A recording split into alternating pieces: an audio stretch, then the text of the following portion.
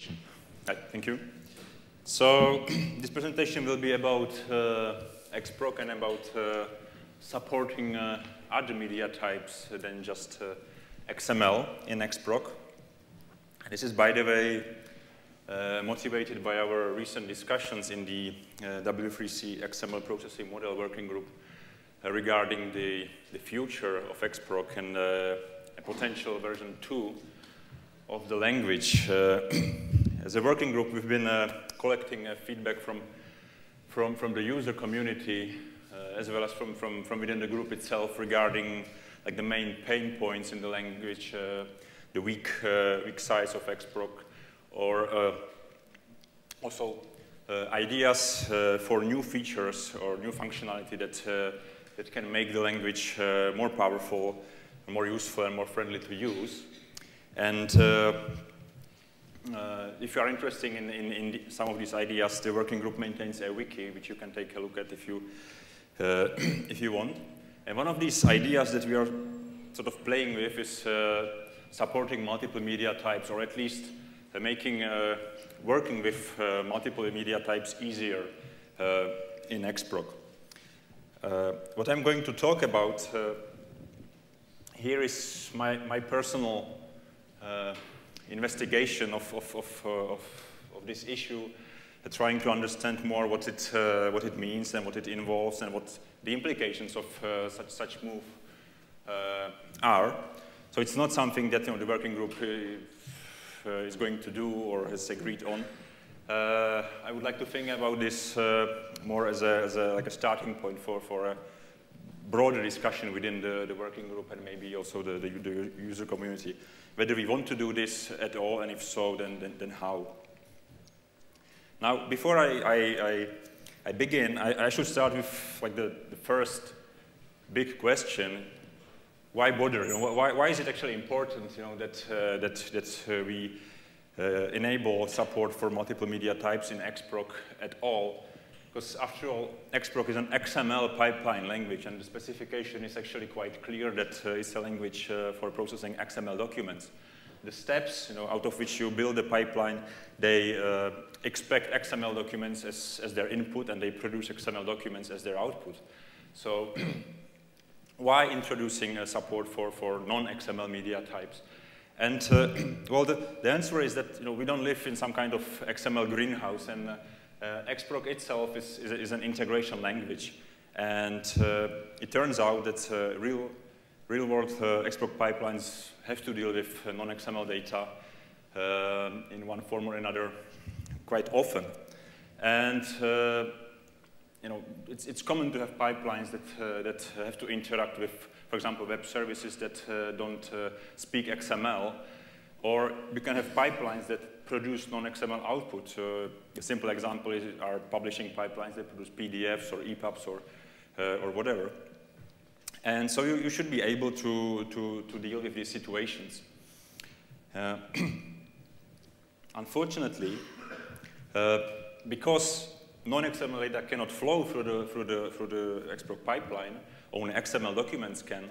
So if you want non-XML data to flow through the pipeline, you have to make it an XML document. And the typical approach in XProc is that you wrap the data in some kind of XML wrapper, and you base 64 encode the data if it's not something that can be represented as a sequence of Unicode characters.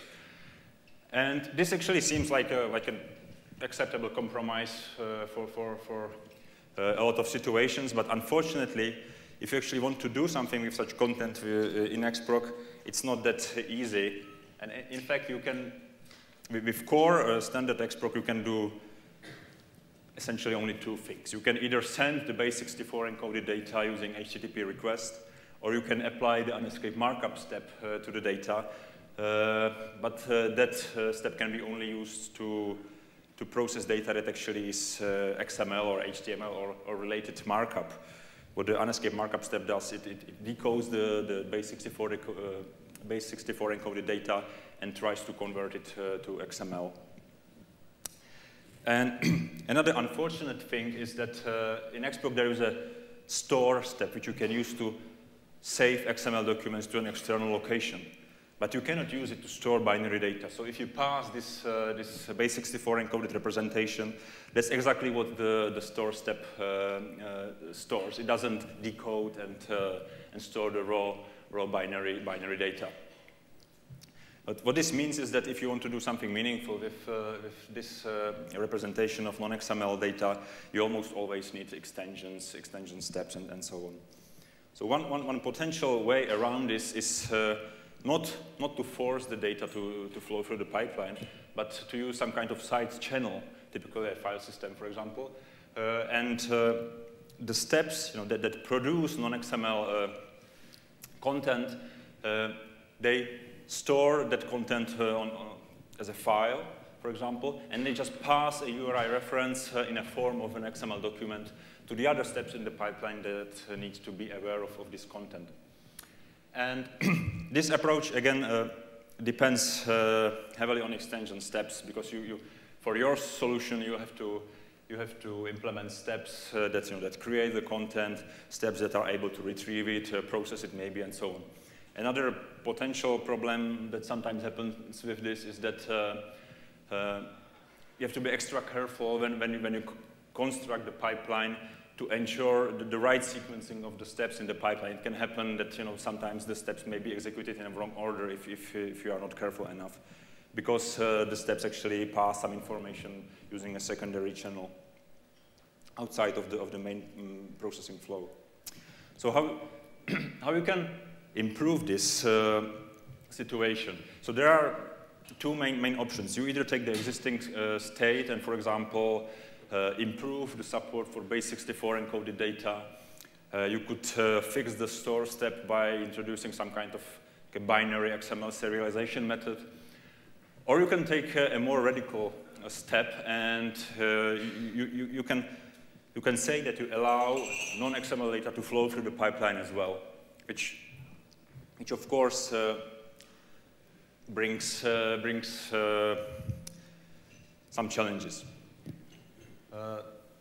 The main obstacle for this is that XProc is really based on XML and on XML infoset, and so what flows through the pipeline are really XML infoset instances.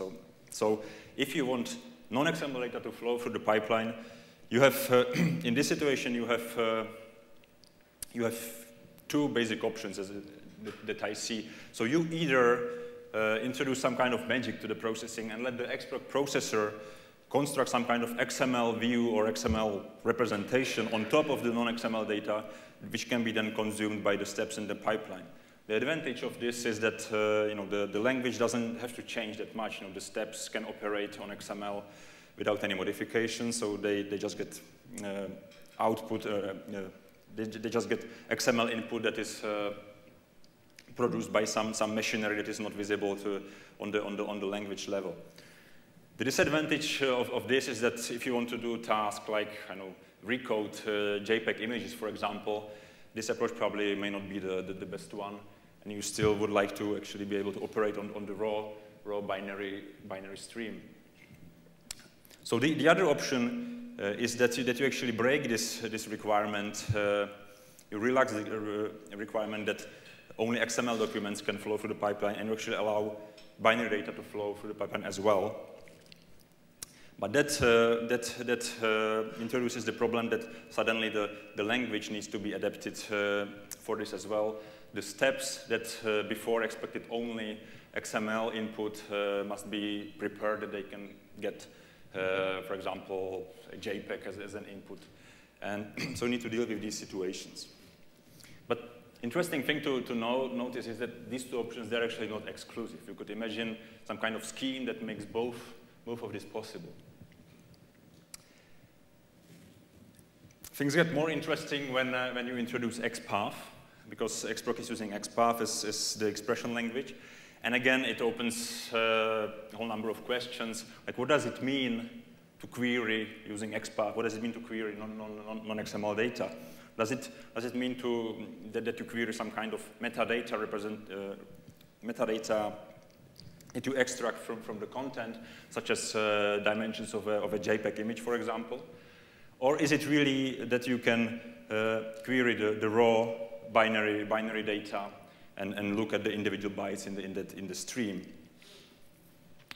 And both of these possibilities have some value. And again, they are not exclusive. You can imagine a scheme that makes both possible. So what I did is I basically took all these questions and combined them into one hybrid, if you will, an extension to XProc that makes possible both to process XML data natively and also to process some kind of metadata that you extract from the data if you want that. And the extension is based on 4 main principles.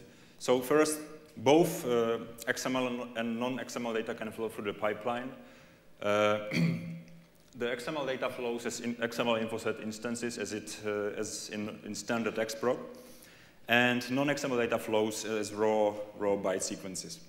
What is important is that the data is annotated with media type information, so the processor can tell this is an XML document and this is a JPEG, for example. And the steps in the pipeline, they can declare what media types they expect on their input ports and what media types they produce on their output ports. And when an XProc processor executes a pipeline, then when data appears on a port of a step, the processor looks at the media types, and if they are compatible, then the data is just passed to the step, and if not, the processor tries to convert, which I will describe later. And the steps can declare either a specific media type, so you can say like this step, expect application/XML on the input, or it can also specify a wildcard media type, which means that the process can process or produce any media type. And then I also, the last part of the extension, I also added some extensions to XPath and the XPath data model to allow some very simple querying over non-XML data as well. So when does the conversion between different media types happen? So it happens in two situations. So first is when data is to appear on an input port of an XProc step. Then the processor compares the media type of the data and the declared media type of the port. And if they are not compatible, it tries to convert to the port media type and then passes the result to the step. And second situation is inside a compound step, for example, an XProc pipeline. So the compound step has an output port, which again declares the media type. In this case, it's application JSON. But the subpipeline, for example, produces application/XML. So again, before the data appears on the output port of the compound step, the processor converts from XML to JSON. And the conversion algorithm works as follows. So if both the data media type and the port media type are the same, then no conversion happens. This is also the case when the port media type is a wildcard. If the media types are different and the processor knows how to convert between the two, it performs the conversion. And if the media types are different and the processor doesn't know how to convert, it performs a fallback, which is as follows. So if both media types are XML media types, then no conversion happens. If the port is declared as application/XML, then the data appears as if it was processed using a standard p-data binding. What this means is a p-data binding is a construct that you can use to refer to arbitrary resource, and you get that wrapped base64 representation. So the result of this fallback conversion is an XML wrapped representation of the data. And the last fallback is if both media types are text media types, then again no conversion happens. And any other combination results in an error. Now the really interesting question is what media type conversions are supported and what do they look like? And I think I'm going to disappoint quite a few here. I leave that implementation defined for now. It's open. I intentionally focused more on the processing model itself because I do realize that identifying a set of mappings, that that would work for most people and most situations. It's something that requires more research and, most importantly, broader discussion in the community. So right now I left that open. I'm aware that that breaks interoperability because you cannot guarantee that the same pipeline will run with 2 processors and worse. If it runs, that it will actually produce the same results. A typical example, and actually one of the prime candidates for inclusion in this scheme is XML, or the ability to convert from XML to JSON and back. But there are a whole bunch of mappings, and it's hard to, from my position, it's hard to pick one and say the processor must support this one, because that scheme may not work for all users or for all situations. So for now, I'll leave that open. Now, regarding the extensions to XPath, I did two things. So first, to the document node, I added a new content type property which carries the media type information. And I also introduced a new node type, which I call a binary data node. And it's a simple node that has only two properties: the base URI and the content type, nothing else. And to expose the media type information, I also added an XPath extension function content type. And so what happens here is that in the pipeline, in situations when you apply an XPath expression, for example, to evaluate a choose when condition or to evaluate a value of an option, if you get non-XML data as the context, the XPath implementation will represent that as using that binary data node, and you can at least query on the base URI and on the media type. You can also imagine that the binary data node could expose the raw octet stream. I didn't go that far, but I think it could be done. It could probably expose the data as a sequence of unsigned binds or something like that. Now, so these were the changes to the sort of underlying processing model, and there were a small number of changes or additions to the XProc language itself. The most notable one is the addition of the content type attribute to the step declaration. So on the input and output elements, you can declare the media types that the steps expect on the input ports and the media types that they produce on the output port. Then I made a change to that p-data binding, which in standard XProc you get this wrapped representation, and so by default you don't get any wrapped representation. You get really the raw binary stream, and you get the wrapped representation only if you explicitly ask for it. So that's a breaking change in this proposal. So it really changes behavior of the existing construct. And I also added the attribute as content type that you can use in situations when the processor, for example, fails to detect the media type, or it uses an incorrect one. So for example, here I'm passing an XQuery document to the XQuery step, and because it comes from the file system, the processor sees it as an application of that stream, but I know it's XQuery, so I can specify that this should be treated as application XQuery. This doesn't result in any conversion or anything like that. It's really just replacing the media type annotation that comes with the data. Now, XProc defines a number of built-in compound steps that you can use to create more dynamic or more structured pipelines. And I adapted those to the non-XML environment. It was actually relatively straightforward. There were no real changes in the behavior. So all these steps, except for the viewport, it was easy to adapt them for non-XML data as well. So you can pass non-XML data to a pipeline, to a for each loop, to the choose element, and so on. The viewport is too XML specific. What it does, it takes an XML document and replaces parts of the document with the results of running a sub-pipeline. So that one still expects XML as the input, and the results of the sub-pipeline, whatever it returns, are always converted to application XML, if that is possible.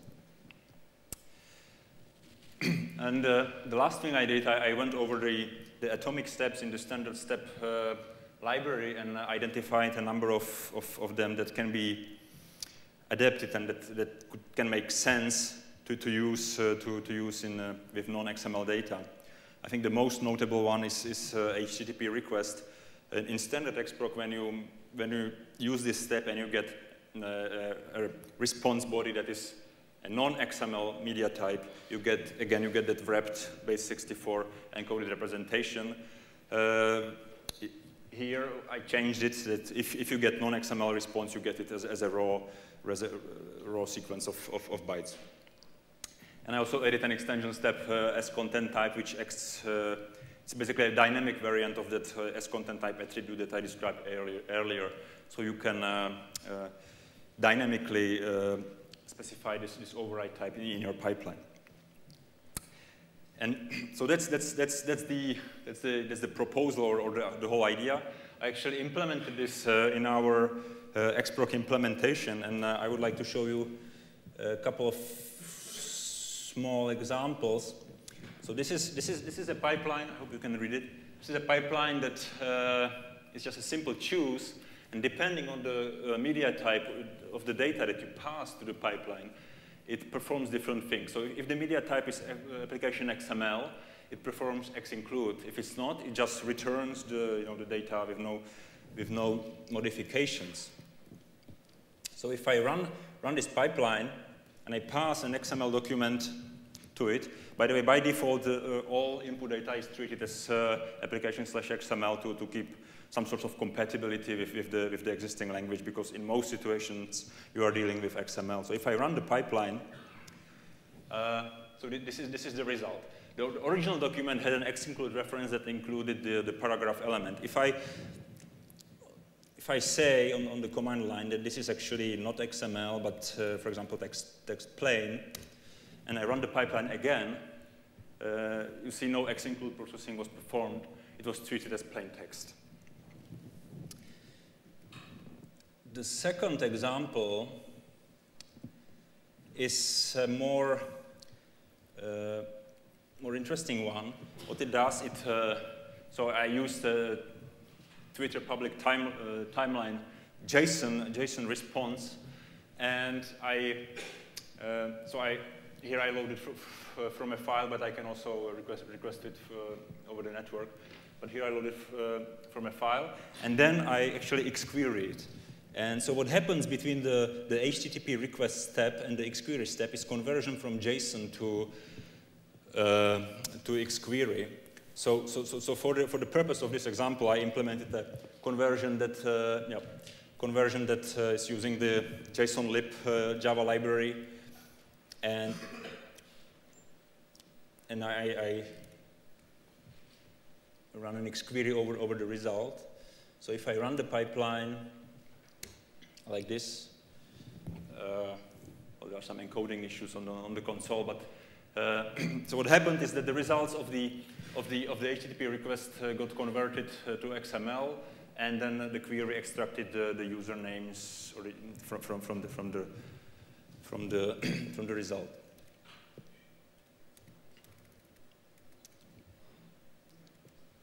Third example is a more extreme application of my proposal. It's basically a pipeline that converts, so it accepts any media type and it converts it to JPEG. So it's not really XML processing anymore, but you can use it for things like, for example, here, recoding a PNG image into a JPEG. And yeah, so this was the original one, and if I open the result, so it's a JPEG image. And the last example that I have is it's a more, yeah, I will finish. It's a longer pipeline that actually, what it does, it takes an ODF document, which is a zip archive, and it inserts an image into that document. So for that, I wrote some extension steps that can process zip streams, so unzip and zip steps that can extract information and from zip files and steps that create new zip files. And so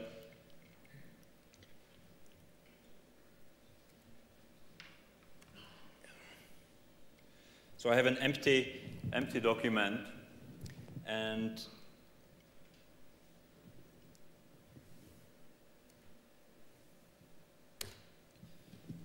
if I run this pipeline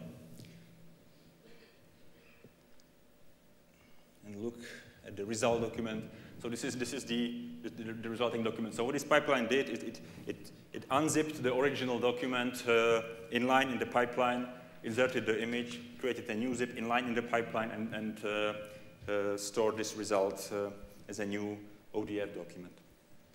And yeah, that's all I had. Thank you. Thank you.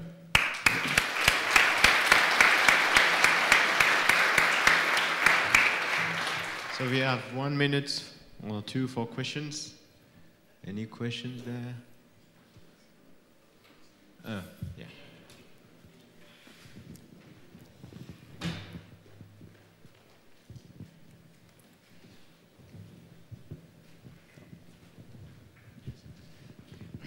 Have you considered proposing these extensions of XPath as general extensions, not only for XProc? Because I think it would be a very interesting perspective.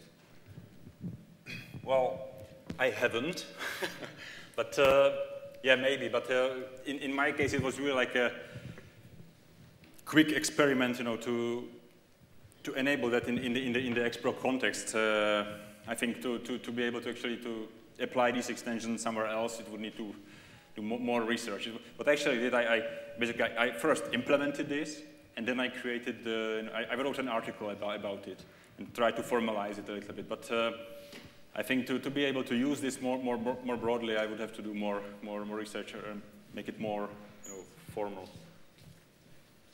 I just wanted to say how great I think the work is. It demonstrates a really dramatic increase of functionality and does remarkably little violence to the actual spec. So, yeah, congratulations! It's great. No, thank you.